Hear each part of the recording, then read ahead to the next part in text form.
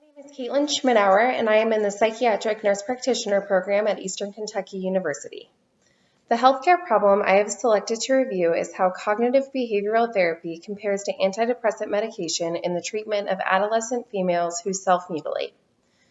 Self-mutilation is defined as the intentional act of tissue destruction with the purpose of shifting overwhelming emotional pain to a more acceptable physical pain. This is an important problem in the United States that is already overwhelming and probably vastly underreported. The 2014 Ohio Adolescent Health Strategic Plan top priority is behavioral health, and Healthy People 2020 created a goal to reduce the number of adolescents attempting suicide. The NINR strategic plan encourages quality of life through symptom management. This priority is important for teens who self-mutilate because individualized interventions are needed to address long-term symptom management, including treatment for any underlying comorbid conditions. The 4 studies I reviewed comparing treatments for adolescent females who self-mutilate are all Level 2 studies. The studies examined cognitive behavioral therapy, pharmacotherapy, or a therapeutic intervention. In Study 1, Suicide Attempts and Non-Suicidal Self-Injury in the Treatment of Resistant Depression in Adolescents, findings from the Tortoise study, subjects who had previously failed an SSRI trial were randomly assigned to one of 4 conditions. These included changing to another SSRI, changing to Effexor, changing to an SSRI plus cognitive behavioral therapy, or Effexor with cognitive behavioral therapy. No long-term difference was noted regardless of treatment route. Study 2, Trial of Therapeutic Assessment in London, randomized controlled trial of therapeutic assessment versus standard psychosocial assessment in adolescents presenting with self-harm, analyzed if specialized therapeutic assessment was more effective in engaging adolescents in their treatment than assessment as usual.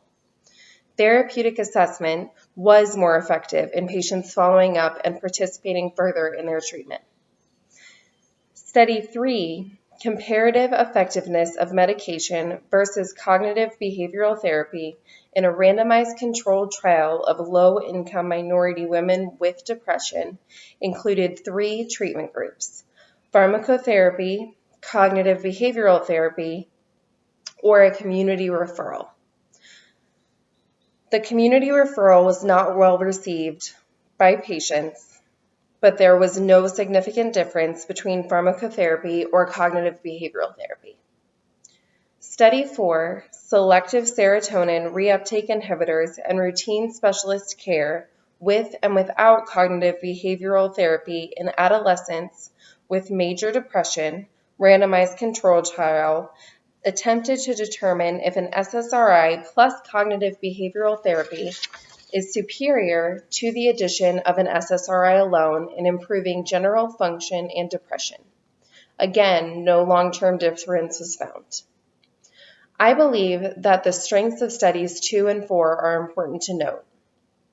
Study 2 included adolescents who were suicidal and who were participating in non-suicidal self-harm.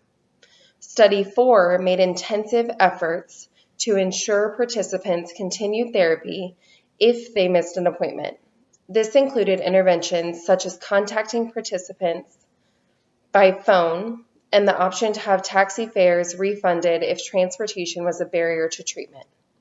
Most importantly, participants in Study 4 were considered seriously impaired. Many were suicidal and therefore may have been excluded from other trials. The findings of the studies I reviewed can be applied to improve nursing practice by first emphasizing the importance of practitioners recognizing teenagers with non-suicidal self-injury behaviors. Practitioners can then make appropriate referrals depending on the type of treatment the patients are receptive to, since none of the studies I reviewed could definitively say if cognitive behavioral therapy is more effective than antidepressant medication.